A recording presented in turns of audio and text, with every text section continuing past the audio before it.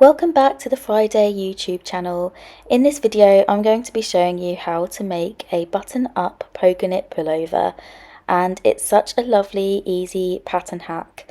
I first laid out my pattern pieces like so to work out what I kind of needed to do to modify them. It's easier than it looks. What I needed to do as per the diagram is extend the front piece A to match up with the lower piece B, and then extend the length of the button placket. I also reduced the size of the button placket by 3 centimeters just to make it less thick, and then I cut out 2 of the lower piece A pieces instead of just one, and extended the collar piece as well by 3 centimeters.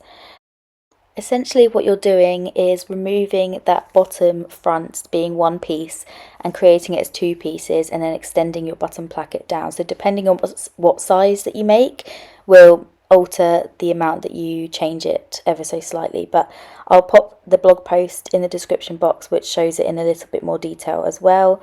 But here you can see I'm cutting out that front A, top and bottom that match up, and then I start sewing the welt pockets as per the instructions, but instead of it being on one piece, it's on 2. Here's a quick sped up look at how the welt pockets look, but we have a full YouTube video on the welt pockets, so you can go and check that out for yourself. I'll link that below and pop a card on the screen. Here's what those welt pockets are looking like. Then we can move on to the construction of the rest of the Pogonip. So placing the shoulder seams together and sewing them as per the instructions with a 1 centimeter seam allowance, and once they're sewn together we can then attach the lower fronts to the top front pieces like so, matching those up individually opposed to obviously the one piece, and then sewing across 1 centimeter seam allowance.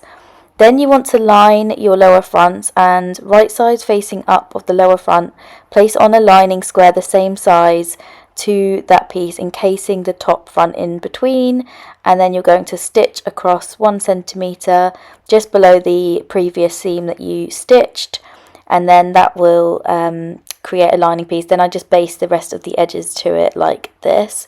So lay out the lining piece, and then I baste all of the other 3 edges together so that it keeps it nice and flat for the next process. So then we can move on to the collar. The collar pieces were extended 3 centimeters on each side to match up with that new center front top piece that was extended, and you sew this the same as per the instructions.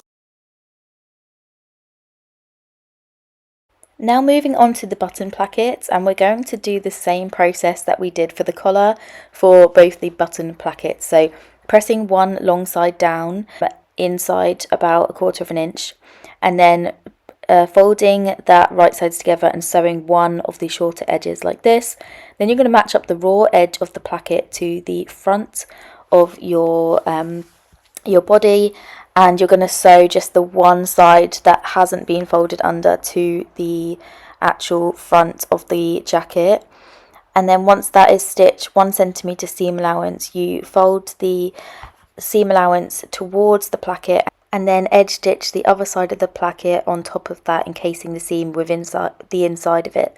Then you can sew on your sleeves and your hembands in the same way, and then your sleeve cuffs.